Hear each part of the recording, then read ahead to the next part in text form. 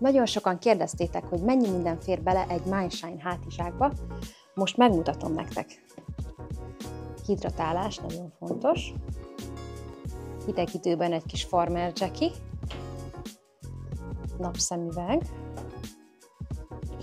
Hajlak, hogy a haj mindig jól álljon. Parfüm. Még egy parfüm.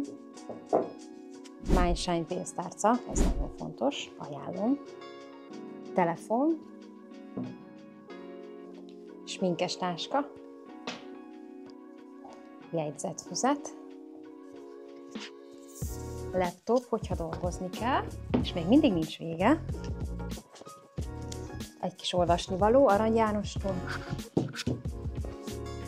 Fülhallgató.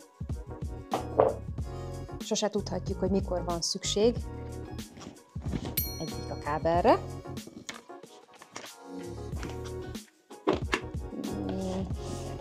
Hol is van a pluszos?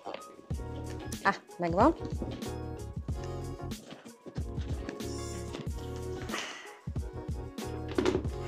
És hát egy cica nélkül nem indulok el.